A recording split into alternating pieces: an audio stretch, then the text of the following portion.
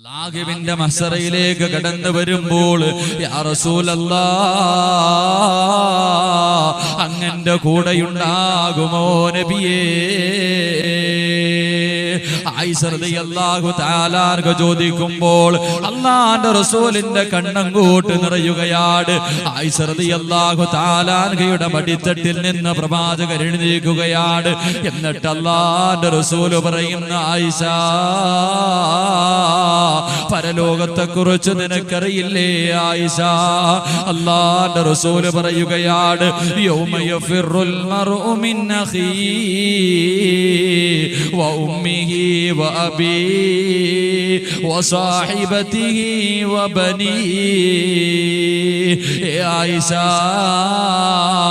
പടച്ചവന്റെ കോടതിയിലേക്ക് ജനങ്ങൾ മുഴുവനും കടന്നു വരുമ്പോൾ ആ ദിവസത്തിൽ മാതാപിതാക്കള് മക്കളെ കാണുമ്പോൾ ഓടുകയാണ്, മക്കള് മാതാപിതാക്കളെ കാണുമ്പോൾ ഓടുകയാണ്, സഹോദരങ്ങള് പരസ്പരം തിരിച്ചറിയാൻ കഴിയാതെ ഓടുകയാണ്, ഭാര്യ ഭർത്താക്കന്മാർ ഓടി നടക്കുകയാണ്.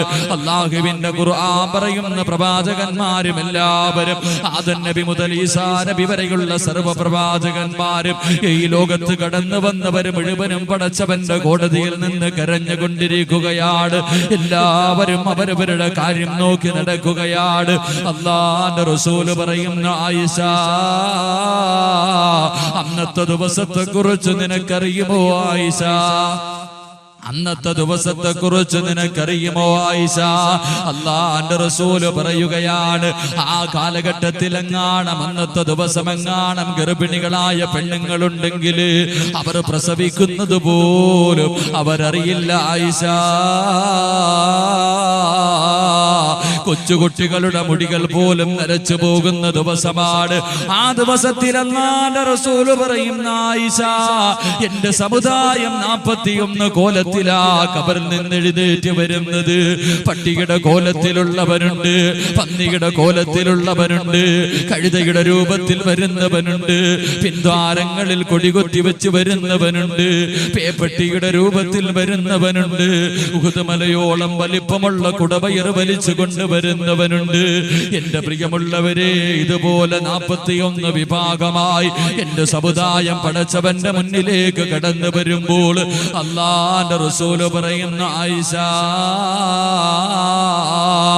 അന്ന് ജനങ്ങളെല്ലാവരും നരകത്തെ കാണുന്ന ദിവസമാണ്. അവരെല്ലാം അന്ന് നരകത്തെ കാണുന്ന ദിവസമാ. അല്ലാഹുവിന്റെ ഖുർആൻ തന്നെ പറഞ്ഞത് ഓർമ്മയില്ലേ ആയിഷ? വൈദാ റഅതഹും മിൻ മകാനിൻ ബഈദ് സമിഉ ലഹാ തഗയ്യുന വസഫീറാ. ആയിഷ, നരകത്തിന്റെ മലക്കായ മാലിക്കുണ്ടല്ലോ, മാലിക്കും സംഘവും നരകത്തെ വലിച്ചു കൊണ്ടുവരികയാണ്. നരകത്തെ ഒരു ഭാഗത്തെ ഇങ്ങനെ വലിച്ചു കൊണ്ടുവരികയാണ് ആയിഷ. എങ്ങനെയാ നരകത്തെ വലിച്ചു കൊണ്ടുവരുന്നതെന്നറിയുമോ? എങ്ങനെയാ നരകത്തെ വലിച്ചു കൊണ്ടുവരുന്നതെന്നറിയുമോ? അല്ലാഹുവിന്റെ റസൂൽ പറയുന്നു ആയിഷ, നരകത്തിന്റെ ഒരു ഭാഗത്ത് 70,000 ചങ്ങലകളിലാണ്, 70,000 ചങ്ങലകളിലാണ് നരകത്തിന്റെ ഒരു ഭാഗത്ത് മലക്കുകൾ വലിച്ചു കൊണ്ടുവരുന്നത്. ഓരോ ചങ്ങലയിലും പിടിച്ചിരിക്കുന്ന മലക്കിന്റെ എണ്ണമെത്രം എന്നറിയുമോ?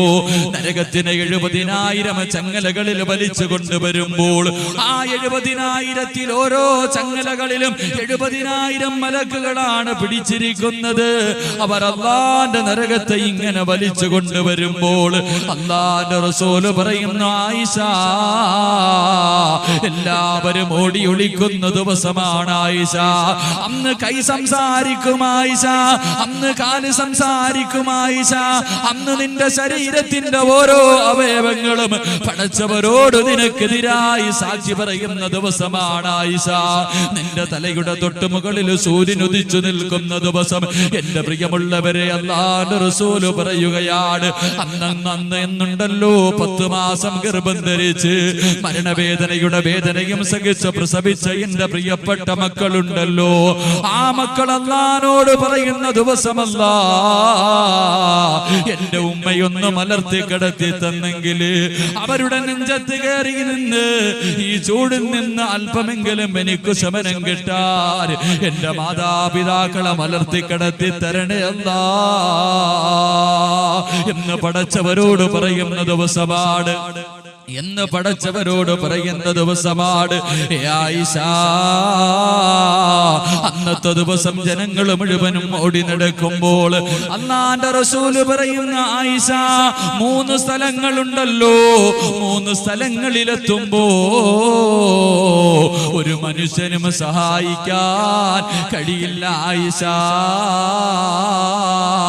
അവിടെ എത്തുമ്പോ നിന്നെ സഹായിക്കാൻ എന്നെ കൊണ്ട് കഴിയില്ല ആയിഷ.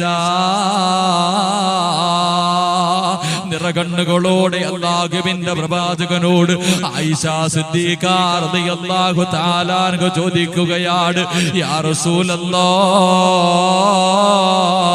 ആ 3 സ്ഥലങ്ങളിൽ ഒന്നാമത്തെ സ്ഥലം ഏതാണ് നബിയേ? അല്ലാഹുവിന്റെ പ്രവാചകൻ പറയുകയാണ്, ആയിഷ, അത് വിചാരണ നടക്കുന്ന വേളയാണെന്ന് നബിയുനാ റസൂലുള്ളാഹി സ്വല്ലല്ലാഹു അലൈഹി വസല്ലമ തങ്ങൾ തന്റെ പ്രിയപത്നി ആയിഷ സിദ്ദീഖ റളിയല്ലാഹു തആല അൻഹയോട് പറഞ്ഞു കൊടുക്കുന്നു, 3 സ്ഥലങ്ങളിൽ ഒരു മനുഷ്യനും പരസ്പരം സഹായിക്കാൻ കഴിയില്ല. ആ സ്ഥലങ്ങളിൽ മാതാപിതാക്കൾ മക്കളെ കാണുമ്പോൾ ഓടും, മക്കള് മാതാപിതാക്കളെ കാണുമ്പോൾ ഓടും. എത്ര സ്നേഹിച്ചവരാണെങ്കിലും അവിടെ പരസ്പരം സഹായിക്കാൻ കഴിയില്ല. എനിക്ക് പോലും നിന്നെ സഹായിക്കാൻ കഴിയില്ല. മഹാനായി റസൂലുള്ളാഹി സ്വല്ലല്ലാഹു അലൈഹി വസല്ലമ തങ്ങളോട് ആയിഷ റളിയല്ലാഹു തആല അൻഹ ചോദിച്ചു, നബിയെ, ഒന്നാമത്തെ സ്ഥലം ഏതാ? അത് വിചാരണ നടക്കുന്ന വേള. എന്റെ പ്രിയമുള്ള സഹോദരങ്ങളെ, ആയിഷ റളിയല്ലാഹു തആല അൻഹ സ്വഹാബത്തിനോട് പറയുന്നു, അല്ലാഹു സുബ്ഹാനഹു വ തആല നാളെ ആരെയെങ്കിലും മൻ ഹൂസിബ യൗമൽ ഖിയാമ, ആരെയെങ്കിലും പടച്ചവൻ നാളെ വിചാരണ ചെയ്യാൻ വേണ്ടി പിടിച്ചു കഴിഞ്ഞാൽ അവൻ നശിച്ചത് തന്നെ, അവന് നരകം നിർബന്ധമാണെന്ന് ശഫീഉനാ റസൂലുള്ളാഹി സ്വല്ലല്ലാഹു അലൈഹി വസല്ലം.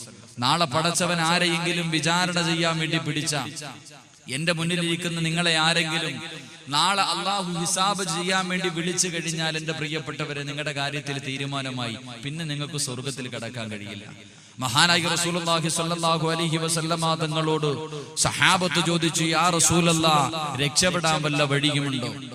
അല്ലാഹുവിന്റെ പ്രവാചകനോട് സഹാബത്ത് ചോദിക്കുകയാണ്, യാ റസൂലല്ലാഹ്, അന്നത്തെ ദിവസം ജനങ്ങൾക്ക് വല്ല പരിഗണനയുമുണ്ടോ? ആ ദിവസത്തിൽ അല്ലാഹുവിന്റെ റസൂല് പറയുകയാണ്, അതാ അല്ലാഹുവിന്റെ റസൂല് പറയുന്നു, വഅദനാ റബ്ബി അയ്യദ്ഖുലൽ ജന്നത മിൻ ഉമ്മതി 70,000 ലാ ഹിസാബ അലൈഹിം വലാ അദാബാ. അല്ലാഹുവിന്റെ പ്രവാചകൻ പറയുന്നു, സഹാബത്തേ,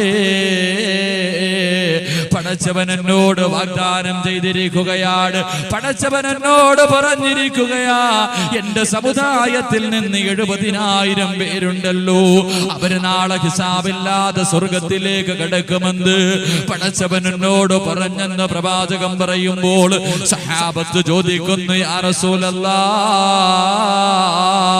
അങ്ങയുടെ സമുദായത്തിൽ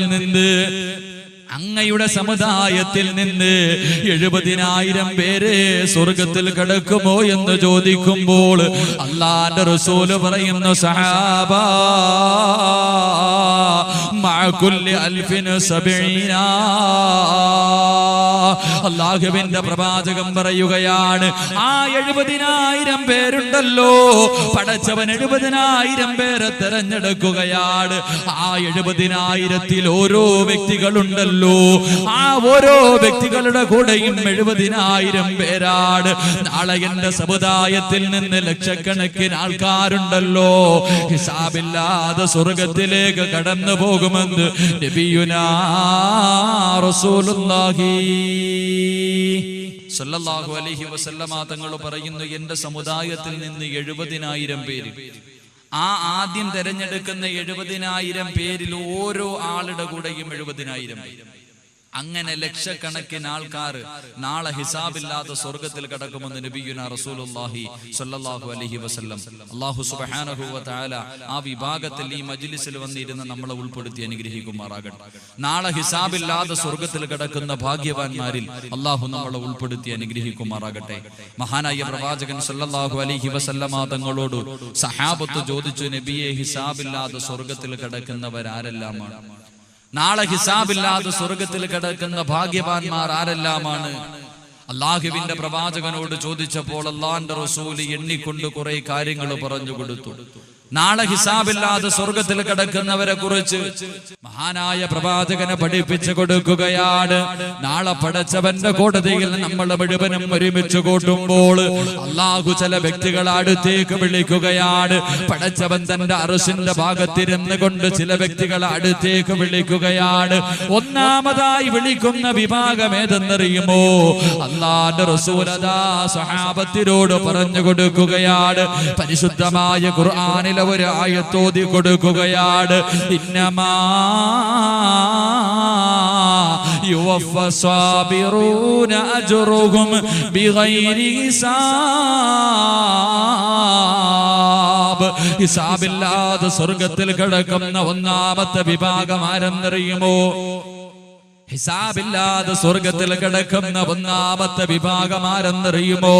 അല്ലാഹുവിന്റെ റസൂല് പറയുന്നു, പരിശുദ്ധ ഖുർആനിന്റെ ആയത്തെടുത്തുകൊണ്ട് പ്രവാചകൻ പറയുകയാ, അവരൊരു പരീക്ഷണം എത്തിക്കഴിഞ്ഞാൽ, അവനെന്തെങ്കിലും മാരകമായ രോഗങ്ങൾ പിടിപെട്ടാൽ, അവനതാ ലക്ഷങ്ങളുടെ കടമെത്തിക്കഴിഞ്ഞാൽ, അല്ലാഹുവിന്റെ ഒരു പരീക്ഷണം എത്തുമ്പോ അതിന് ശമിക്കുന്നവൻ നാളെ ഹിസാബില്ലാതെ സ്വർഗത്തിൽ കിടക്കുമെന്ന് നബിയുനാ റസൂലുള്ളാഹി സ്വല്ലല്ലാഹു അലൈഹി വസല്ലമ തങ്ങൾ പറയുകയാണ്. ഹിസാബില്ലാതെ സ്വർഗത്തിൽ കിടക്കുന്ന ഒന്നാമത്തെ വിഭാഗം, അവനൊരു പരീക്ഷണം എത്തുമ്പോൾ അവന് പടച്ചവനെ കുറ്റപ്പെടുത്താത്തവനാണ്.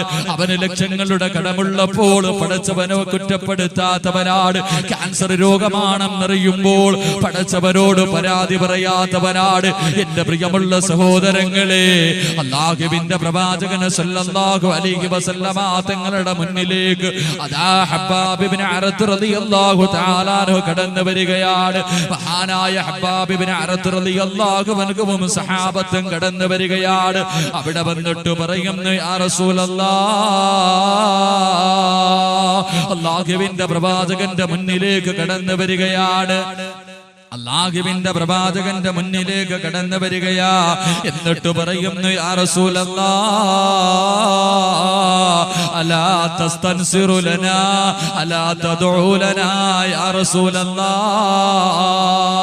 കണ്ടോ നബിയേ, കണ്ടോ നബിയേ, ശരീരത്തിലൂടെ രക്തങ്ങൾ ഒഴുകുകയാണ്. തന്റെ ശരീരത്തിലെ പച്ചമാംസങ്ങൾ കുത്തിക്കീറിയിരിക്കുകയാണ്. നബിയേ, എന്റെ ശരീരത്തിന്റെ നട്ടെല്ല് നോക്ക് നബിയേ, എന്റെ ശരീരത്തിലേക്ക് നോക്ക് നബിയേ, എന്റെ ശരീരത്തിന്റെ എല്ലുകൾ വെളിയിൽ കാണുകയാണ് നബിയേ. എനിക്ക് പീഡനം സഹിക്കാൻ കഴിയുന്നില്ല നബിയേ, എനിക്ക് വേണ്ടി ഒന്ന് ദുആ ചെയ്യണമെന്ന പ്രവാചകന്റെ മുന്നിലേക്ക്, അല്ലാഹുവിന്റെ റസൂലിന്റെ മുന്നിലേക്ക് ഹബ്ബാബ് ഇബ്നു അറത്ത് റളിയല്ലാഹു തആല അൻഹു കരഞ്ഞുകൊണ്ട് പ്രവാചകരോട് പറയുമ്പോൾ അല്ലാഹുവിന്റെ റസൂൽ പറയുന്നു, ഹബ്ബാബേ, നിന്റെ മുൻഗാമികളുണ്ടല്ലോ, നിന്റെ മുൻഗാമികൾ എങ്ങനെയാ ശമിച്ചതെന്നറിയുമോ? എന്റെ പ്രിയപ്പെട്ടവരെ, അയ്യൂബ് നബി അലൈഹിസ്സലാമിന്റെ ചരിത്രം പറഞ്ഞു കൊടുക്കുകയാണ്. അല്ലാഹുവിന്റെ പ്രവാചകൻ അയ്യൂബ് നബിയുടെ ചരിത്രം പറയുകയാ. ആരാണ് അയ്യൂബ് നബി എന്നറിയുമോ? അല്ലാഹുവിന്റെ പ്രവാചകനാണ്. 81 വർഷക്കാലം പ്രഭുവിനെ പോലെ, രാജാവിനെ പോലെ, കോടീശ്വരനെ പോലെ സർവസമ്പത്തിന്റെ നടുവിൽ കൊട്ടാരത്തിൽ കിടന്നുറങ്ങിയ പ്രവാചകനാണ്. ആ പ്രവാചകന്റെ ജീവിതം കണ്ടിട്ട് ശൈത്താൻ അല്ലാഹുവിന്റെ മുന്നിൽ പോയി പറയുന്നു, റബ്ബേ, ഈ അയ്യൂബിന് അനുഗ്രഹം കൊടുത്തത് കൊണ്ടാണ്, ഈ അയ്യൂബിന് അനുഗ്രഹങ്ങൾ കൊടുത്തത് കൊണ്ടാണ്. നബിയെ പടച്ചവരെ അങ്ങേ ആരാധിക്കുന്നത് അനുഗ്രഹം കൊടുത്തത് കൊണ്ടാണ്. എന്തെങ്കിലും പരീക്ഷണം കൊടുത്താൽ അയ്യൂബ് നിങ്ങളെ മറന്നു കഴിയുമല്ലോ, നിനക്ക് നന്ദി രേഖപ്പെടുത്തില്ല റബ്ബേ. ശൈത്താൻ പോയി പടച്ചവരോട് പരാതി പറയുമ്പോൾ 81 വർഷക്കാലം കോടീശ്വരനെ പോലെ സമ്പത്തിന്റെ നടുവിൽ കിടന്ന് വളർന്ന അയ്യൂബ് നബി അലൈഹിസ്സലാമിനെ പടച്ചവനെ പരീക്ഷിക്കുകയാണ്.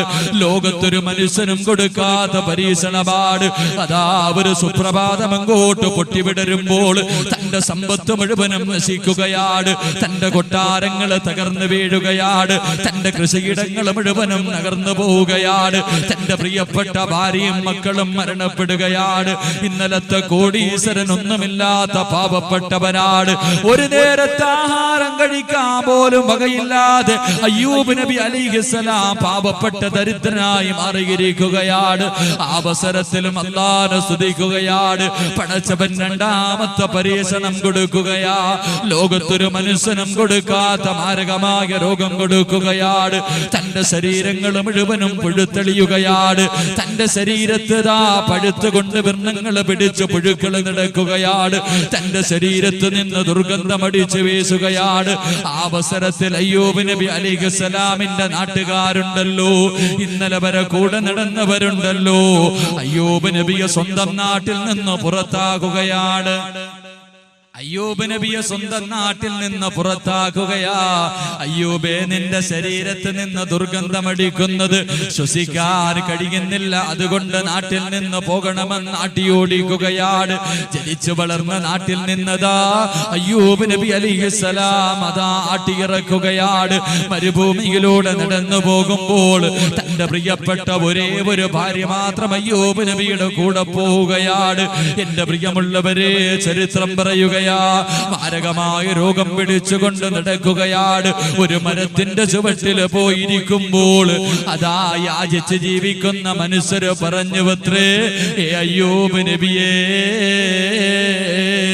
അങ്ങയുടെ ശരീരത്തിൽ നിന്ന് ദുർഗന്ധമടിക്കുന്നത് കാരണം ഞങ്ങൾക്ക് ഇവിടെ കിടന്നുറങ്ങാൻ കഴിയുന്നില്ല, അതുകൊണ്ട് മാറി പോകണേ എന്ന് പറയുമ്പോൾ എന്റെ പ്രിയമുള്ളവരെ, അയ്യൂബ് നബി അലൈഹിസ്സലാം അല്ലാഹുവിന്റെ പ്രവാചകനുണ്ടല്ലോ, മരുഭൂമിയിലൂടെ നടന്നു പോവുകയാണ്.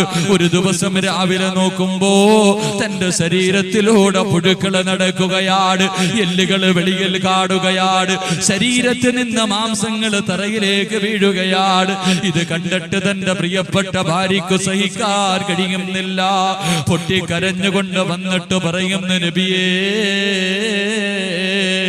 എന്തിനാണിതൊക്കെ സഹിക്കുന്നത്? എന്തിനാണിതൊക്കെ സഹിക്കുന്നത്? അങ്ങൊരു പ്രവാചകനല്ലേ, അങ്ങ് ദുആ ചെയ്തു കഴിഞ്ഞാൽ അല്ലാഹു സ്വീകരിക്കില്ലേ നബിയേ? ഒന്ന് കൈ ഉയർത്തിയിട്ട് ദുആ ചെയ്യാൻ പറയുമ്പോൾ മഹാനായ അയ്യൂബ് നബി അലൈഹിസ്സലാം തന്റെ പ്രിയ ഭക്തിയോട് ചോദിക്കുകയാണ്, പെണ്ണേ, 81 വർഷക്കാലം ഒരു കോടീശ്വരനെ പോലെ, രാജാവിനെ പോലെ കൊട്ടാരത്തിന്റെ മടിത്തട്ടില് ഞാൻ കടന്ന് ജീവിച്ചവനല്ലേ മോളെ? ഒരിക്കലെങ്കിലും പടച്ചവരോടല്ലാ ഈ അനുഗ്രഹങ്ങൾ എനിക്ക് എന്തിനാ തന്നതെന്ന് ചോദിക്കാൻ നീ എന്നോട് പറഞ്ഞിട്ടില്ലല്ലോ. എന്റെ പടച്ചവൻ എനിക്കൊരു പരീക്ഷണം തന്നപ്പോൾ അല്ലാഹുവോട് പരാതി പറയാൻ എനിക്ക് കഴിയില്ലെന്ന് പറഞ്ഞിട്ട് നിനക്ക് വേണമെങ്കിൽ നിന്റെ വഴി നോക്കാമെന്ന് തന്റെ പ്രിയപ്പെട്ടവളോട് പറയുകയാണ്. അല്ലാഹുവിന്റെ പ്രവാചകൻ അയ്യൂബ് നബിയെ പടച്ചവനെ പരീക്ഷിച്ചത് എത്ര മാസമെന്നറിയുമോ? എത്ര ദിവസമെന്നറിയുമോ? എത്ര വർഷമാണ് പടച്ചവനെ പരീക്ഷിച്ചതെന്നറിയുമോ? 18 വർഷക്കാലമാണ് അയ്യൂബ് നബിയെ പടച്ചവനെ പരീക്ഷിച്ചത്. മാരക രോഗം പിടിച്ചുകൊണ്ട് ദുർഗന്ധമടിക്കുന്ന രീതിയിൽ തന്റെ ശരീരത്തിലൂടെ പുഴുക്കൾ നടത്തിക്കൊണ്ടിരിക്കുമ്പോഴും അതെല്ലാം ശമിച്ചുകൊണ്ട് നടക്കുകയാണ്. അവസാനം ഒരു ദിവസം രാവിലെ നോക്കുമ്പോൾ ശൈത്താൻ എന്നും വന്ന് നോക്കുകയാണ്. എന്നും രാവിലെ വന്ന് നോക്കും, അതാ അയ്യൂബ് നബി പടച്ചവനോട് ദുആ ചെയ്യുന്നു. ഒരു ദിവസം നോക്കുമ്പോൾ അയ്യൂബ് നബി 2 കൈയും ഉയർത്തിയിട്ട് ദുആ ചെയ്യുകയാണ്. ഒരു ദിവസം രാവിലെ നോക്കുമ്പോൾ മഹാനായ അയ്യൂബ് നബി ആകാശത്തിന്റെ വിരിമാറിലേക്ക് 2 കൈയും ഉയർത്തിയിട്ട് ദുആ ചെയ്യാൻ പോകുകയാണ്. ശൈത്താന് വല്ലാത്ത സന്തോഷമായി. അയ്യൂബ് പരാജയപ്പെട്ടിരിക്കുകയാണ്. അടുത്തു നിന്ന് നോക്കുമ്പോ അയ്യൂബ് നബി അല്ലാഹുവോട് പറയുന്നു, റബ്ബേ 81 വർഷക്കാലം എനിക്കു നീ അനുഗ്രഹം തന്നവനാണല്ലാ. പടച്ചവരെ 18 വർഷമായി എന്റെ ശരീരത്തിൽ രോഗം പിടിച്ചിട്ട് പുഴുക്കൾ നടക്കുകയാണ്, പഴുത്തെളിയുകയാണ്. എന്റെ ശരീരത്തിൽ നിന്ന് ദുർഗന്ധമടിക്കുകയാണ്. എനിക്കൊന്നു നടക്കാൻ കഴിയുന്നില്ല. എന്റെ ശരീരമൊന്നു ചലിപ്പിക്കാൻ കഴിയുന്നില്ല. പടച്ചവരെ എത്ര വലിയ രോഗം എനിക്ക് തന്നപ്പോഴും അല്ലാഹുവേ എന്റെ നാവില് മാത്രം നീ രോഗം തന്നില്ല അല്ലാ. ഇന്നലെ വരെ നിന്നെ സ്തുതിക്കാൻ, നിനക്കൊരു അൽഹംദുലില്ലാ പറയാൻ എന്റെ നാവ് കൊണ്ട് എനിക്ക് കഴിഞ്ഞു റബ്ബേ. അല്ലാഹുവേ ഇന്നതിന് എനിക്ക് കഴിയുന്നില്ല റബ്ബേ. എന്റെ നാക്കിലും നീ രോഗം തന്നത് കാരണം ഒരു അൽഹംദുലില്ലാ പറയാൻ എനിക്ക് കഴിയുന്നില്ലല്ലാ. അതുകൊണ്ട് പടച്ച റബ്ബേ എന്റെ നാവിലെ രോഗമൊന്ന് മാറ്റി തരണേ അല്ലാ. പടച്ചവരോട് പൊട്ടിക്കരഞ്ഞുകൊണ്ട് ദുആ ചെയ്യുകയാണ്. മഹാനായ പ്രവാചകരദാ ഹബ്ബാബ് ഇബ്നു അറത്ത് റളിയല്ലാഹു അൻഹുവിനോട് അല്ലാഹുവിന്റെ റസൂൽ പറയുന്നു, ഹബ്ബാബേ നാളെ ഹിസാബില്ലാതെ സ്വർഗത്തിൽ കിടക്കണമെന്ന് ആഗ്രഹമുണ്ടോ? പടച്ചവന്റെ കോടതിയിലെ ജനങ്ങൾ മുഴുവനും തലതാഴ്ത്തിയിട്ട് കരഞ്ഞുകൊണ്ട് എല്ലാവരും കൈയടിയുന്ന ദിവസം പടച്ചവന്റെ മുന്നിൽ നിൽക്കുമ്പോൾ വിശിഷ്ട വ്യക്തികളെ പോലെ പടച്ചവൻ അടുത്തേക്ക് വിളിച്ചിട്ട് പറയുന്നു, മോരേ ഇന്നത്തെ ദിവസം നിന്നോട് എനിക്കൊന്നും ചോദിക്കാറില്ല. ഇവിടെ നിന്ന് വെയിൽ കൊള്ളേണ്ടവനല്ല, ഇവിടെ നിന്ന് പീഡനങ്ങൾ അനുഭവിക്കേണ്ടവനല്ല. അതുകൊണ്ട് സ്വർഗത്തിലേക്ക് കടന്നു പോകാൻ പടച്ചവൻ പറയുന്ന വിഭാഗത്തിൽ പെടണമെന്ന് ആഗ്രഹമുണ്ടോ? അല്ലാഹുവിന്റെ പ്രവാചകനോട് പറയുന്നു. ഹബ്ബാബ് ഇബ്നു അറത്ത് റളിയല്ലാഹു തആല അൻഹു പറയുകയാണ്, യാ റസൂലല്ലാഹ് എനിക്ക് സ്വർഗം മതി നബിയേ. അല്ലാഹുവിന്റെ പ്രവാചകരോട് പറയുമ്പോൾ എന്റെ പ്രിയമുള്ള സഹോദരങ്ങളോട് എനിക്ക് പറയാറുള്ളത്, ഒരു തലവേദന വന്നാൽ, നിനക്കൊരു രോഗം പിടിപെട്ടാൽ, ഒരു ക്യാൻസർ വന്നു കഴിഞ്ഞാൽ, ലക്ഷങ്ങളുടെ കടം വന്നു കഴിഞ്ഞാൽ, കച്ചവടം നഷ്ടത്തിലായി കഴിഞ്ഞാൽ, മക്കളുടെ വിവാഹം മുടങ്ങിക്കഴിഞ്ഞാൽ, ജനങ്ങളോട് പറഞ്ഞുകൊണ്ട് നടക്കുന്നവരെ, പടച്ചവനെ കുറ്റപ്പെടുത്തുന്നവരെ, എന്റെ പ്രിയപ്പെട്ടവരെ, കണ്ണൂർ ജില്ലയിലെ പയ്യന്നൂരിനടുത്ത് എട്ടിക്കുളമെന്ന് പറയുന്ന സ്ഥലത്ത് കഴിഞ്ഞ മാസം വഅദ് പറയാൻ പോവുകയാണ്.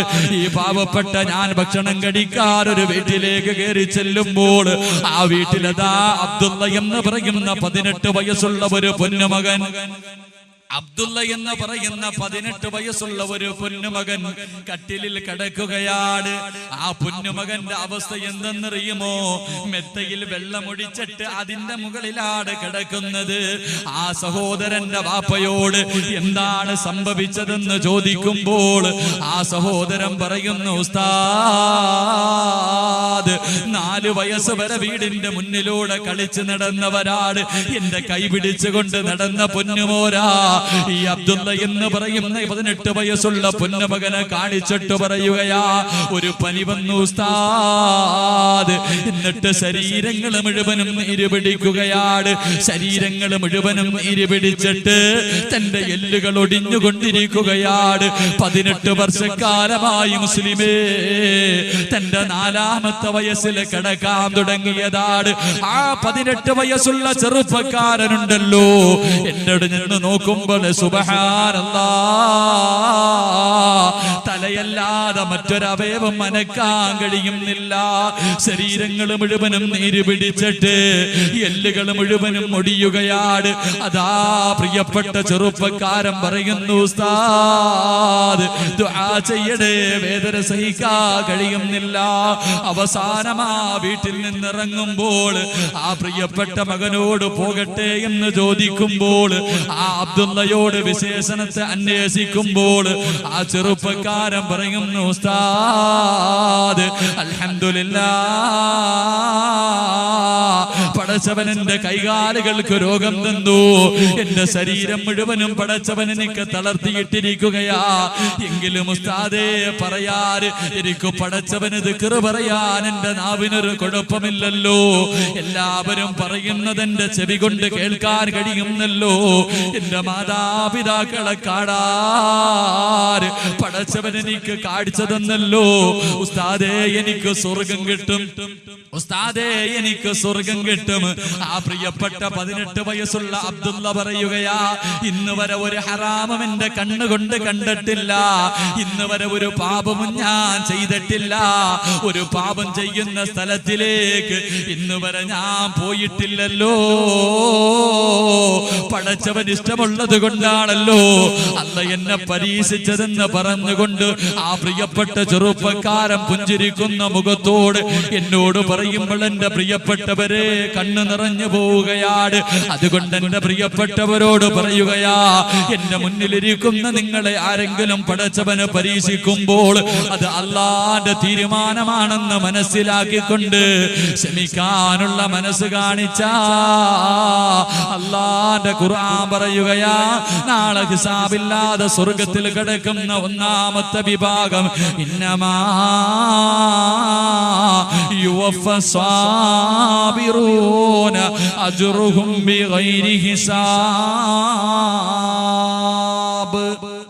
അല്ലാഹുവിന്റെ ഖുർആൻ പറയുന്നു, നാളെ ഹിസാബില്ലാതെ സ്വർഗത്തിൽ കിടക്കുന്ന ഒന്നാമത്തെ വിഭാഗം അല്ലാഹു ഒരു പരീക്ഷണം കൊടുക്കുമ്പോൾ ക്ഷമിക്കുന്നവരാണെന്ന് നബിയുനാ റസൂലുള്ളാഹി സ്വല്ലല്ലാഹു അലൈഹി വസല്ലം.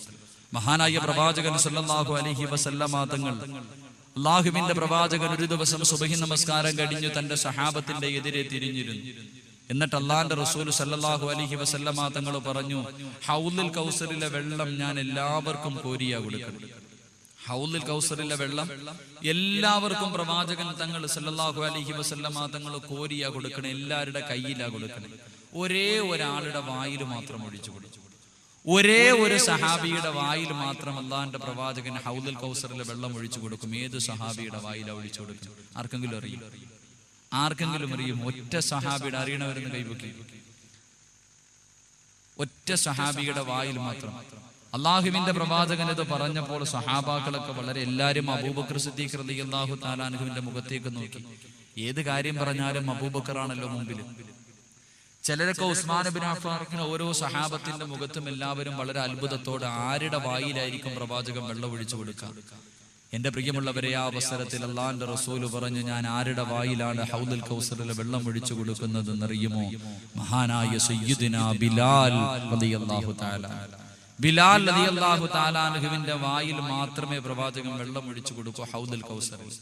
അള്ളാഹുവിന്റെ പ്രവാചകന്റെ കയ്യിൽ നിന്ന് ഹൗലുൽ കൗസറിൽ വെള്ളം വാങ്ങിച്ചു കൊടുക്കാൻ അള്ളാഹു ഭാഗ്യം നൽകി അനുഗ്രഹിക്കുമാറാകട്ടെ. ഈ മജ്ലിസിനെ സ്നേഹിച്ചതിന്റെ പേരിൽ, ഈ മജ്ലിസിനെ ബഹുമാനിച്ചതിന്റെ പേരിൽ, ഈ മജ്ലിസിൽ കയറി ഇരിക്കാനുള്ള മനസ്സ് കാണിച്ചതിന്റെ പേരിൽ അള്ളാഹു നമ്മളെ അള്ളാഹുവിന്റെ പ്രവാചകന്റെ കയ്യിൽ നിന്ന് ഹൗലുൽ കൗസറിൽ വെള്ളം കുടിക്കുന്നവരുടെ കൂട്ടത്തിൽ ഉൾപ്പെടുത്തി അനുഗ്രഹിക്കുമാറാകട്ടെ. എന്റെ പ്രിയമുള്ള സഹോദരങ്ങൾ, അകത്തിരിക്കാൻ സൗകര്യമുണ്ടായിട്ടും വെറുതെ മതിലിന്റെ വെളിയിൽ നിൽക്കാം, വെളിയിൽ നിൽക്കുക.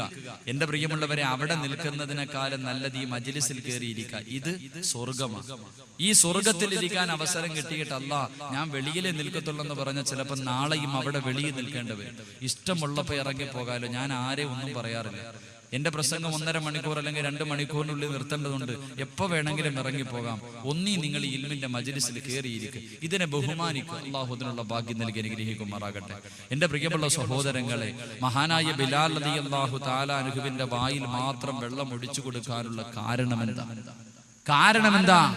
മഹാനായ റസൂലുള്ളാഹി സ്വല്ലല്ലാഹു അലൈഹി വസല്ലമ തങ്ങള് അല്ലാഹുവിന്റെ പ്രവാചകൻ മരുഭൂമിയിലൂടെ നടന്നു പോകുമ്പോൾ മുസ്ലിമായതിന്റെ പേരിൽ ബിലാൽ റളിയല്ലാഹു അൻഹുവിനെ ക്രൂരമായി പീഡിപ്പിക്കുകയാണ്. ഉത്ബത്തും ശൈബത്തും അതാ മരുഭൂമിയിൽ മലർത്തി കിടത്തിയിട്ട് തന്റെ നെഞ്ചത്ത് പാറയെടുത്ത് വെച്ച് ക്രൂരമായി ചാട്ടപാറ കൊണ്ടടിച്ചുകൊണ്ട് ഉപദ്രവിക്കുകയാണ്. ബിലാൽ പറയുന്നു, നബിയേ എന്നെ സഹായിക്കണേ നബിയേ, എന്നെ രക്ഷിക്കണേ നബിയേ.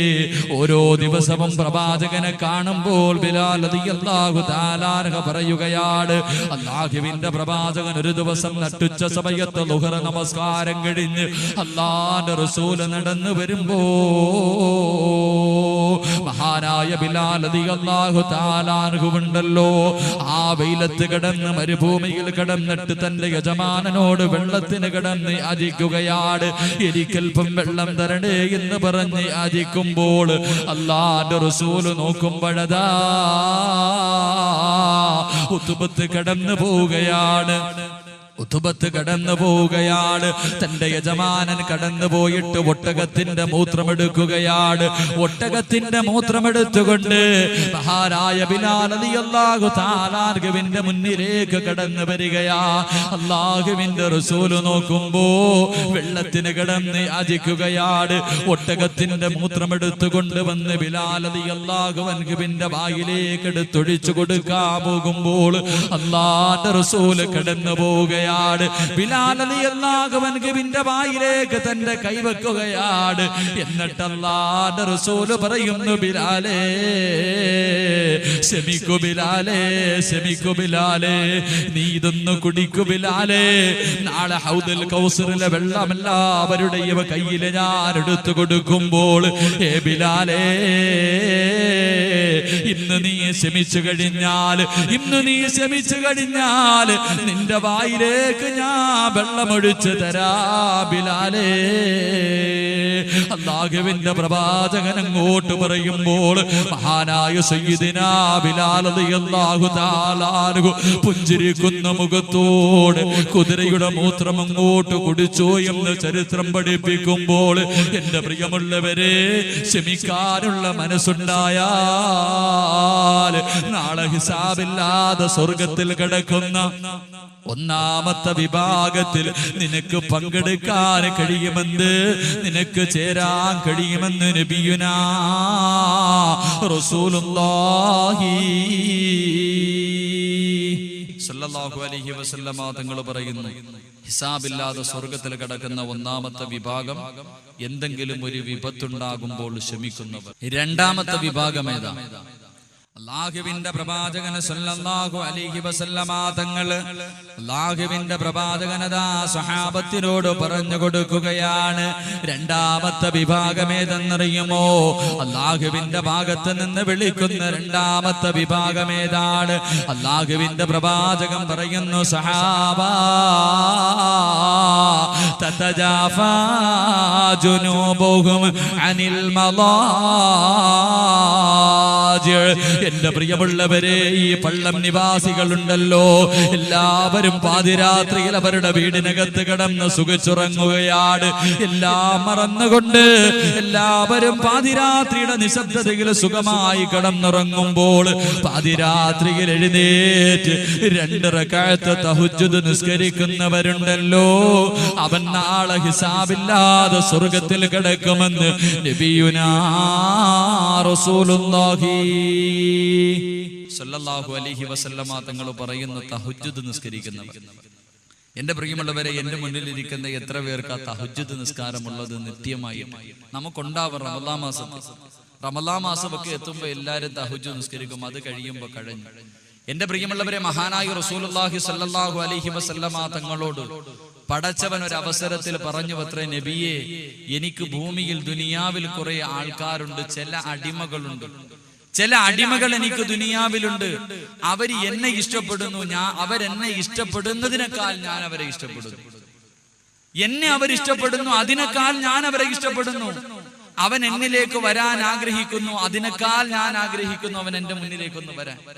അവൻ എന്നെ ഓർക്കുന്നതിനേക്കാൾ എപ്പോഴും നബിയെ ഞാൻ അവനെ ഓർക്കുന്നു. അവൻ എന്നിലേക്ക് നടന്നു വന്നാൽ ഞാൻ അവനിലേക്ക് ഓടിപ്പോകും നബിയെ. ഇങ്ങനെ ചില അടിമകളുണ്ട്. ഈ പള്ളത്തുള്ള എന്റെ പ്രിയപ്പെട്ട നിങ്ങളിൽ ചിലരെ അള്ളാഹു വല്ലാത്ത ഇഷ്ടമാ. നിങ്ങൾ അള്ളാഹനെ ഇഷ്ടപ്പെടുന്നതിനേക്കാൾ പടച്ചവൻ നിങ്ങളെ ഇഷ്ടപ്പെടുന്നു. നിങ്ങളുടെ മാതാപിതാക്കളെ നിങ്ങളെ സ്നേഹിക്കുന്നതിനേക്കാൾ പടച്ചവൻ നിങ്ങളെ സ്നേഹിക്കുന്നു. നിങ്ങളുടെ കണ്ണ് നിറയുന്നത് അള്ളാഹന് ഇഷ്ടമല്ല. നിങ്ങളുടെ കണ്ണൊന്ന് നിറഞ്ഞാൽ പടച്ചവന്റെ സിംഹാസനം പോലും കുലുങ്ങിപ്പോകും. അങ്ങനെ ചില അടിമകൾ അവരാരാണെന്നറിയൂ? മഹാനായി റസൂലുള്ളാഹി സ്വല്ലല്ലാഹു അലൈഹി വസല്ലം അല്ലാഹുവിന്റെ പ്രവാചകൻ പടച്ചവനോട് ചോദിച്ചു, നബിയെ, അല്ലാഹുവേ അത് ആരാ ഒന്ന് പറഞ്ഞു തരൂ, അവരാരാ ഒന്ന് പറഞ്ഞു തരുവോ? അല്ലാഹുവിന്റെ പ്രവാചകന് പടച്ചവൻ പറഞ്ഞു കൊടുത്തില്ല. ആ അവസരത്തിൽ അള്ളാന്റെ റസൂല് ചോദിച്ചു, അല്ലാഹുവേ അവരുടെ അടയാളമെങ്കിലും ഒന്ന് പറഞ്ഞു തരും. നീ സ്നേഹിക്കുന്ന പള്ളത്ത് നീ സ്നേഹിക്കുന്ന ആ വിശിഷ്ട വ്യക്തികൾക്കുള്ള അടയാളമെങ്കിലും ഒന്ന് പറഞ്ഞതാ പടച്ചവനെ. ആ അവസരത്തിൽ അല്ലാഹുവിന്റെ റസൂലിനോട് പടച്ചവൻ പറഞ്ഞു കൊടുക്കുന്നു, നബിയേ, അവർക്ക് 3 അടയാളമാണുള്ളത്. പടച്ചവൻ സ്നേഹിക്കുന്നവർക്ക് 3 അടയാളമാണ്. അതിലൊന്നാമത്തെ അടയാളം ഏതെന്നറിയുമോ? തതജാഫാ ജുനൂബുഹും അനിൽ മളാജി. നബിയേ, പള്ളം നിവാസികളെല്ലാം പാതിരാത്രിയുടെ നിശബ്ദതയില് തണുപ്പുള്ള രാത്രിയിലതാ പുതപ്പിന്റെ അടിയിൽ കിടന്ന് സുഖിച്ചുറങ്ങുമ്പോൾ നബിയേ, ഒന്നാൻ ആകാശത്തിൽ വന്നിട്ട് ഭൂമിയിലേക്ക് ഞാൻ നോക്കും നബിയേ, ഭൂമിയിലേക്ക് ഞാൻ നോക്കും നബിയേ. ആ അവസരത്തിൽ എഴുന്നേറ്റ് 2 റക്അത്ത് തഹജ്ജുദ് നിസ്കരിക്കുന്നവരാണ് നബിയേ. തഹജ്ജുദ് നിസ്കരിക്കുന്നവർ അവരെ അല്ലാഹു സ്നേഹിക്കുന്നതിന്റെ ഒന്നാമത്തെ അടയാളമാണെന്ന് നബിയുനാ റസൂലുള്ളാഹി സ്വല്ലല്ലാഹു അലൈഹി വസല്ലം. ഈ മജ്ലിസിൽ ഇരിക്കുന്ന നിങ്ങൾ ആലോചിക്കുക, നിങ്ങൾ ആരെങ്കിലും തഹജ്ജുദ് നിസ്കാരം നിത്യമായിട്ടുണ്ടെങ്കിൽ തീരുമാനിച്ചോ, അല്ലാഹ് നിന്നെ സ്നേഹിക്കുന്നു, അതിന്റെ അടയാളമാത്. അല്ലാഹു നിലനിർത്താനുള്ള ഭാഗ്യം നൽകി അനുഗ്രഹിക്കുമാറാകട്ടെ. എന്റെ പ്രിയമുള്ള സഹോദരങ്ങളെ, നമസ്കരിച്ചാൽ കിട്ടുന്ന പ്രതിഫലം എന്തെന്നറിയൂ? തഹജ്ജുദ് നിസ്കരിച്ചാൽ കിട്ടുന്ന പ്രതിഫലം എന്താ? അല്ലാഹുവിന്റെ റസൂൽ സല്ലല്ലാഹു അലൈഹി വസല്ലമ തങ്ങൾ പറയുന്നു, തഹജ്ജുദ് നിസ്കാരം മുൻഗാമികളുടെ ചര്യയാണ്. മുൻഗാമികളുടെ ചര്യയാണ് തഹജ്ജുദ് നിസ്കാരം. മഹാന്മാരായ അല്ലാഹു ഇഷ്ടപ്പെടുന്നവരുടെ അടയാളമാണ് തഹജ്ജുദ് നിസ്കാരം. 1. 2, അല്ലാഹുവിന്റെ പ്രവാചകൻ സല്ലല്ലാഹു അലൈഹി വസല്ലമ തങ്ങൾ സഹാബത്തിനോട് പറയുന്നു, സഹാബാ, നാളെ പടച്ചവന്റെ കോടതിയുണ്ടല്ലോ. സ്വർഗത്തിന്റെ ആരാമങ്ങൾക്ക് നടുവിലൂടെ സ്വർഗവാസികൾ മുഴുവനും ആസ്വദിച്ച് നടക്കുകയാണ്. പടച്ചവൻ അല്ലാഹുവിന്റെ പ്രവാചകൻ പറയുകയാ, സ്വർഗത്തിലെ ഏറ്റവും വലിയ അനുഗ്രഹമുണ്ടല്ലോ, സ്വർഗത്തിലെ ഏറ്റവും വലിയ അനുഗ്രഹം അത് അല്ലാഹുവിന്റെ ലിഖാഹ് കാണലാണ്, പടച്ചവനെ കാണലാണ്. അല്ലാഹുവിന്റെ റസൂൽ പറയുന്ന, സഹാബത്തേ, തഹജ്ജുദ് നിസ്കരിക്കുന്ന മനുഷ്യനുണ്ടല്ലോ, പാതിരാത്രിയിൽ എഴുന്നേറ്റ് 2 റക്അത്ത് നിസ്കരിക്കുന്ന മനുഷ്യനുണ്ടല്ലോ, അവൻ എന്നെ കാണാൻ കഴിയുമെന്ന് നബിയുനാ റസൂലുള്ളാഹി. അല്ലാഹുവിന്റെ പ്രവാചകൻ പറയുകയാണ്, തഹജ്ജുദ് നിസ്കരിക്കുന്ന മനുഷ്യനുണ്ടല്ലോ, നാളെ പടച്ചവന്റെ സ്വർഗത്തിൽ കടന്നു ചെല്ലുമ്പോൾ ഫയറുഫൗൽ ഹിജാബ്, അല്ലാഹ് തന്റെ മറയെടുത്ത് അങ്ങോട്ട് മാറ്റുകയാ. ഫയൻദുറൂന ഇലാ വജ്ഹില്ലാഹ്, എല്ലാവരും അല്ലാഹുവിനെ കാണുകയാണ്, എല്ലാവരും പടച്ചവന്റെ ലിഖാഹ് കാണുകയാണ്. അവസരത്തിൽ അല്ലാഹ് നമ്മുടെ മുന്നിലേക്ക് കടന്നു വന്നിട്ട്, പടച്ചവൻ നമ്മുടെ മുന്നിലേക്ക് കടന്നു വന്ന്, അസ്സലാമു അലൈക്കും യാ അഹ്ലൽ ജന്നാ. അല്ലാഹ് നാളെ സ്വർഗത്തിൽ വെച്ച് സലാം പറയുമ്പോൾ അല്ലാഹുവിന്റെ റസൂൽ പറയുന്നു, സഹാബത്തേ, പാതിരാത്രിയിൽ എഴുന്നേറ്റ് പടച്ചവനെ ഓർക്കുന്നവനുണ്ടല്ലോ, അവൻ നാളെ അവന് കിട്ടുന്ന 2ാമത്തെ പ്രതിഫലം, നാളെ സ്വർഗത്തിൽ വെച്ച് അല്ലാഹ് സലാം പറയുമ്പോ അല്ലാഹുവിനെ കണ്ടു മടക്കാൻ അവന് ഭാഗ്യമുണ്ടെന്ന് നബിയുനാ റസൂലുള്ളാഹി സല്ലല്ലാഹു അലൈഹി വസല്ലമ തങ്ങൾ പറയുന്നു, നാളെ സ്വർഗത്തിൽ വെച്ച് അല്ലാഹ് സലാം പറയും, അല്ലാഹ് സലാം പറയും, അല്ലാഹ് സലാം പറയും, അല്ലാഹ് സലാം പറയും, അല്ലാഹ് സലാം പറയും, അല്ലാഹ് സലാം പറയും, അല്ലാഹ് സലാം പറയും, അല്ലാഹ് സലാം പറയും, അല്ലാഹ് സലാം പറയും, അല്ലാഹ് സലാം പറയും, അല്ലാഹ് സലാം പറയും. സ്വർഗത്തിലെ ഏറ്റവും വലിയ അനുഗ്രഹം അല്ലാഹുവിനെ കാണല. എല്ലാവരും സ്വർഗത്തിൽ ഒരുമിച്ച് നിൽക്കുമ്പോ ഫയറുഫഉൽ ഹിജാബ് തന്റെ മറയെടുത്ത് അങ്ങോട്ട് മാറ്റും. ഫയൻദുറൂന ഇലാ വജ്ഹില്ല, എല്ലാവരും അല്ലാഹനെ കാണും. ആ അവസരത്തിൽ അല്ലാഹ് പറയും അസ്സലാമു അലൈക്കും യാ അഹ്ലൽ ജന്ന. സലാം പറയുമ്പോൾ അല്ലാഹനെ കണ്ടുകൊണ്ട് മടക്കണമെന്ന് ആർക്കെങ്കിലും ആഗ്രഹമുണ്ടെങ്കിൽ നീ തഹജ്ജുദ് നിത്യമായി നിസ്കരിച്ചാൽ മതി എന്ന് നബിയുനാ റസൂലുള്ളാഹി സ്വല്ലല്ലാഹു അലൈഹി വസല്ലം. മൂന്നാമത് തഹജ്ജുദ് നിസ്കരിച്ചാൽ കിട്ടുന്ന പ്രതിഫലം, മൂന്നാമത് തഹജ്ജുദ് നിസ്കരിച്ചാൽ കിട്ടുന്ന പ്രതിഫലം എന്താ? മഹാനായ റസൂലുള്ളാഹി സ്വല്ലല്ലാഹു അലൈഹി വസല്ലമ തങ്ങൾ പറയുന്നു, നിന്റെ ഹൃദയത്തിൽ ചെയ്തു പോയ പാപത്തിന്റെ കറകൾ മാറും. പാപത്തിന്റെ കറകൾ മാറും. എത്ര വലിയ കൊടുംപാപം ചെയ്തവനാണെങ്കിലും, എത്ര വലിയ അപരാധം ചെയ്തവനാണെങ്കിലും, എന്റെ പ്രിയമുള്ളവരെ, നിങ്ങളുടെ ജീവിതത്തിൽ വന്നുപോയ സർവ്വ പാപവും അല്ലാഹു പുറത്തു തരും. നിങ്ങളുടെ പാപത്തിന്റെ കറ മാറുമെന്ന് നബിയുനാ റസൂലുള്ളാഹി സ്വല്ലല്ലാഹു അലൈഹി വസല്ലം. ഹൃദയം കറുത്തുപോയത് കൊണ്ടാണ്, പാപങ്ങൾ അധികരിച്ചത് കൊണ്ടാണ് ഗൾഫിൽ നിന്ന് മടങ്ങി വന്ന ഭർത്താവിന് ഉറക്കഗുളി കലക്കി കൊടുത്തിട്ട് അയൽവാസിയുടെ വീട്ടിലേക്ക് പാതിരാത്രിയിൽ എന്റെ പ്രിയപ്പെട്ട മുസ്ലിം പെണ്ണിറങ്ങിപ്പോയത്. അതുകൊണ്ടാണ് കാമുകന്മാരുടെ കൂടെ ഒളിച്ചോടുന്നത്. 10 മാസം ഗർഭം ധരിച്ച് മരണവേദനയുടെ വേദനയും സഹിച്ച് പ്രസവിച്ച തന്റെ പൊന്നു മകളെ കഴുത്ത് ഞെരിച്ചു കൊല്ലാൻ എന്റെ മുസ്ലിം പെങ്ങന്മാര് തയ്യാറാകുന്ന അതുകൊണ്ടാ. പാവങ്ങൾ അധികരിച്ചു പോയത് കൊണ്ടാ, ഹൃദയം കറുത്തുപോയത് കൊണ്ടാ, മൃഗത്തിനേക്കാൾ അധപ്പതിച്ച ജീവിതം നയിക്കുന്നത് കൊണ്ടാ. എന്റെ പ്രിയമുള്ളവരെ, എത്ര വലിയ പാപം ചെയ്തവനും അല്ലാഹു പുറത്തു തരും. അല്ലാഹു എത്ര വലിയ കൊടും പാപം ചെയ്തവനും അല്ലാഹു പുറത്തു തരും. എന്റെ പ്രിയമുള്ളവരെ, ലോകത്ത് ഏറ്റവും കൂടുതൽ പാപം ചെയ്ത വ്യക്തി ആരെന്നറിയും? ലോകത്തൊരു മനുഷ്യനും ചെയ്യാത്ത ഏറ്റവും വലിയ പാപം ചെയ്ത മനുഷ്യന് പോലും അല്ലാഹു പുറത്തു കൊടുത്തു. അത്ര വലിയ പാപമൊന്നും നമ്മൾ ആരും ചെയ്തിട്ടില്ലല്ലോ. എന്റെ മുന്നിൽ നിൽക്കുന്ന നിങ്ങളാരും അത്രയും വലിയ കൊടുംപാപമൊന്നും സ്വപ്നത്തിൽ പോലും കേൾക്കാത്ത പാപം ചെയ്ത മനുഷ്യന് പോലും അല്ലാഹു പുറത്തു കൊടുത്തു. മഹാനായ റസൂലുള്ളാഹി സ്വല്ലല്ലാഹു അലൈഹി വസല്ലമ തങ്ങൾ അല്ലാഹുവിന്റെ പ്രവാചകൻ വീട്ടിൽ കിടക്കുമ്പോ മഹാനായ ഉമർ ഇബ്നുൽ ഖത്താബ് റളിയല്ലാഹു തആല അൻഹു കരഞ്ഞുകൊണ്ട് ഓടി വരികയാണ്. അല്ലാഹുവിന്റെ റസൂലിന്റെ വീടിനകത്തേക്ക് ഓടി വന്നു. മഹാനായ പ്രവാചകൻ സല്ലല്ലാഹു അലൈഹി വസല്ലമ തങ്ങൾ ഉമർ ഇബ്നുൽ ഖത്താബ് റളിയല്ലാഹു തആല അൻഹുവിനോട് ചോദിച്ചു, എന്തേ കരയണേ, എന്തേ നീ കരയണേ? അല്ലാഹുവിന്റെ റസൂലിനോട് മഹാനായ ഇബ്നുൽ ഖത്താബ് റളിയല്ലാഹു തആല അൻഹു പറഞ്ഞു, പത്ര നബിയെ, കഅബയുടെ കില്ല പിടിച്ചിട്ട് ഒരു ചെറുപ്പക്കാരൻ നിന്ന് കരയുന്ന നബിയെ, കഅബയുടെ കില്ല പിടിച്ചിട്ട് ഒരു ചെറുപ്പക്കാരൻ നിന്ന് കരഞ്ഞുകൊണ്ട് ദുആ ചെയ്യുന്നു. ആരെല്ലാം വന്ന് പിടിച്ചു മാറ്റിയിട്ടും ആ മനുഷ്യൻ മാറുന്നില്ല. ആ പാവപ്പെട്ടവന്റെ ദുആ കണ്ടപ്പോൾ എനിക്ക് കരച്ചിൽ വന്നു എന്ന് മഹാനായ ഉമർ ഇബ്നുൽ ഖത്താബ് റളിയല്ലാഹു തആല അൻഹു പ്രവാചകനോട് പറയുമ്പോൾ അല്ലാഹുവിന്റെ റസൂലദാ ഉമറിനോട് പറഞ്ഞു, ഉമറേ, ആ ചെറുപ്പക്കാരനെ വിളിച്ചു കൊണ്ടുവാ ഉമറേ. ആ ചെറുപ്പക്കാരനെ വിളിച്ചു കൊണ്ടുവരാറ് അല്ലാഹുവിന്റെ പ്രവാചകന്റെ മുന്നിലേക്ക് കഅബയുടെ കില്ല പിടിച്ചിട്ട് പൊട്ടിക്കരയുന്ന ചെറുപ്പക്കാരനെ വിളിച്ചു കൊണ്ടുവരികയാണ്. ആ അവസരത്തിൽ അല്ലാഹുവിന്റെ റസൂലുണ്ടല്ലോ, ആ മനുഷ്യനോട് ചോദിക്കുന്നു, എന്ത് പാപമാ നീ ചെയ്തത്? എന്തിനാ കഅബയുടെ കില്ല പിടിച്ചിട്ട് കരയുന്നതെന്ന് ചോദിക്കുമ്പോൾ അല്ലാഹുവിന്റെ പ്രവാചകനോട് പറയുന്നു, യാ റസൂലല്ലാഹ്, എന്റെ ജീവിതത്തിൽ ഒരു പാപം ഞാൻ ചെയ്തു നബിയെ. ആ തൗബയ്ക്ക് വേണ്ടിയാണ് നിന്ന് കരയുന്നതെന്ന് പറയുമ്പോൾ അല്ലാഹുവിന്റെ പ്രവാചകൻ ചോദിക്കുകയാ, എന്ത് പാപമാ ചെയ്തത്? ആ മനുഷ്യൻ പറയുന്നു, നബിയേ, ഇന്ന് വരെ ഒരു മനുഷ്യരോടും ഞാൻ പറഞ്ഞിട്ടില്ല, പടച്ചവന്റെ മുന്നിലല്ലാതെ ഒരു മനുഷ്യരോടും ഇന്ന് വരെയാ പാപത്തെ കുറിച്ച് ഞാൻ പറഞ്ഞിട്ടില്ല. പക്ഷേ പ്രവാചകരാ ചോദിക്കുന്നത്. അതുകൊണ്ട് അല്ലാഹുവിന്റെ റസൂലിനോട് പറയുകയാണ്, യാ റസൂലല്ലാഹ്, എന്റെ ജോലി എന്തായിരുന്നെന്നറിയുമോ നബിയേ? അതാ, ആരെങ്കിലും മരണപ്പെട്ട് കഴിഞ്ഞാൽ, എന്റെ നാട്ടിൽ ആരെങ്കിലും മരണപ്പെട്ട് കഴിഞ്ഞാൽ അവരുടെ മയ്യത്ത് കബറടക്കാൻ പള്ളിക്കാട്ടിലേക്ക് ഞാനും പോകും നബിയേ. കബർ കുടിക്കാൻ ഞാനും കൂടും നബിയേ. കബറടക്കാൻ ഞാനും കൂടും നബിയേ. കബറടക്കിയിട്ട് എല്ലാവരും മടങ്ങി പോകുമ്പോൾ ആ കബറടക്കിയ സ്ഥലം ഞാൻ നോക്കി വെക്കും നബിയേ.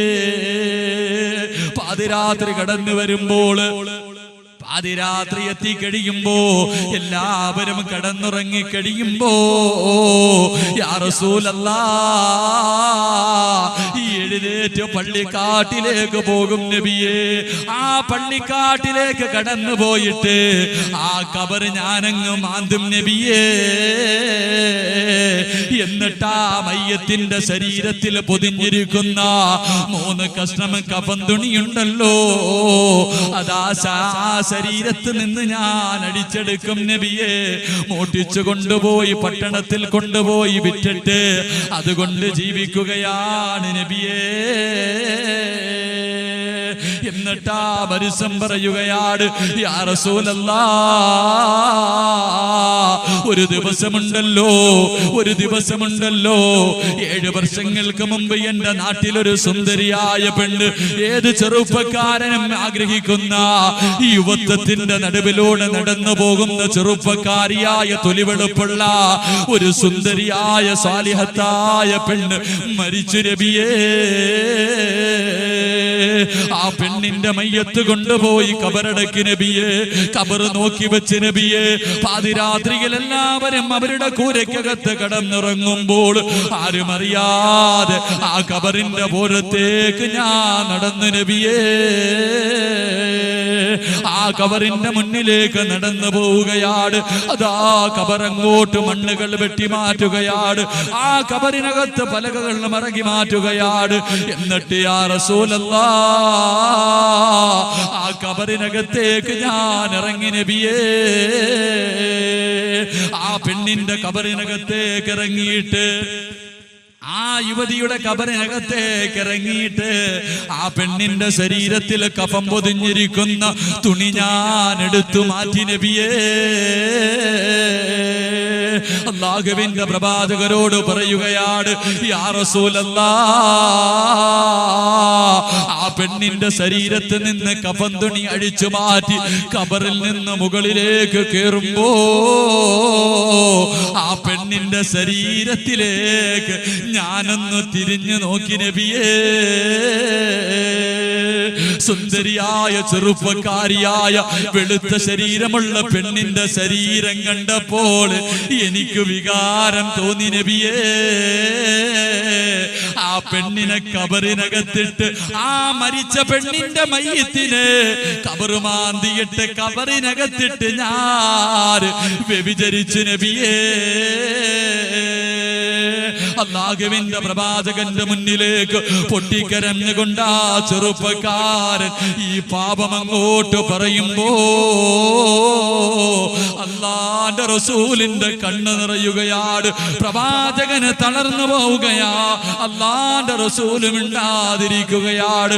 പ്രവാചകൻ പറയുന്നു, എന്റെ മുന്നിൽ നിന്ന് മാറിപ്പോകണമെന്ന് പറഞ്ഞു വിടുമ്പോൾ ആ പ്രിയപ്പെട്ട ചെറുപ്പക്കാരനുണ്ടല്ലോ മരുഭൂമിയിലേക്ക് കടന്നു ചെല്ലുകയാണ്. പ്രവാചകന്റെ വീടിനകത്ത് നിന്ന് വെളിയിലേക്ക് ഇറങ്ങുകയാ. എന്നിട്ട് മുട്ടുകുത്തി മരുഭൂമിയിൽ ഇരുന്നിട്ട് തന്റെ തലയുടെ മുകളിലേക്ക് മണല് വാരി എറിഞ്ഞിട്ട് പടച്ചവരോട് പറയുകയാണ്, അല്ലാഹുവേ, ഈ ഒരു പാപം ചെയ്ത് നിന്നോടല്ലാതെ മറ്റാരോട് ഞാൻ പറഞ്ഞിട്ടില്ല അല്ലാ. ഈ 7 വർഷമായി കഅബയുടെ കില്ല പിടിച്ചിട്ട് പൊട്ടിക്കരഞ്ഞു ദുആ ചെയ്യുകയാണ്. ഇന്ന് നിന്റെ പ്രവാചകം ചോദിച്ചപ്പോൾ, നിന്റെ പ്രവാചകരോട് പറഞ്ഞപ്പോ അവിടെ എന്നെ ആട്ടി ഓടിക്കുന്നു റബ്ബേ. പൊട്ടിക്കരഞ്ഞുകൊണ്ട് പടച്ചവന്റെ മുന്നിലേക്ക് കൈകൾ നീട്ടിയിട്ട് ആ പ്രിയപ്പെട്ട ചെറുപ്പക്കാരൻ ദുആ ചെയ്യുമ്പോ അല്ലാഹുവിന്റെ പ്രവാചകന്റെ മുന്നിലേക്ക് ജിബ്രീൽ കടന്നു വന്നിട്ട് പറയുകയാണ്, യാ റസൂലല്ലാഹ്, ഖുൽ യാ ഇബാദിയല്ലദീന അസ്റഫൂ അലാ അൻഫുസിഹിം ലാ തഖ്നതൂ മിർ റഹ്മത്തില്ലാഹ്. നബിയേ, എന്റെ ദാസന്മാരോട് പറ നബിയേ, അവരെത്ര വലിയ അക്രമം ചെയ്താലും, അവരെത്ര വലിയ കൊടുംപാപം ചെയ്താലും അവരോടൊന്ന് ചോദിക്കാൻ പറ നബിയേ. അവര് തൗബ ചെയ്താൽ ഞാൻ സ്വീകരിക്കും നബിയേ. റസൂലുള്ളാഹി സ്വല്ലല്ലാഹു അലൈഹി വസല്ലമ തങ്ങൾ പറയുന്നു, തഹജ്ജുദ് നിസ്കരിക്കുന്ന മനുഷ്യന്റെ ഹൃദയത്തിലെ പാപത്തിന്റെ കറകൾ മാറും. 4 4 തഹജ്ജുദ് നിസ്കരിക്കുന്ന ഒരു മനുഷ്യന് കിട്ടുന്ന 4ാമത്തെ പ്രതിഫലം, എൻ്റെ പ്രിയമുള്ള സഹോദരങ്ങളെ, അവൻ പാപത്തിലേക്ക് കടന്നു പോകുമ്പോൾ, പാപം ചെയ്യാൻ അവൻ കടന്നു പോകുമ്പോൾ, പാപത്തിന്റെ സാഹചര്യങ്ങളിലേക്ക് അവൻ പെട്ടുപോകുമ്പോൾ, ശൈത്താന്റെ ചതിയിൽ അകപ്പെട്ടു പോകുമ്പോൾ, അവനെ ആ പാപത്തിൽ നിന്ന് അവന്റെ നമസ്കാരം തടയുമെന്ന് നബിയുനാ റസൂലുള്ളാഹി സ്വല്ലല്ലാഹു അലൈഹി വസല്ലം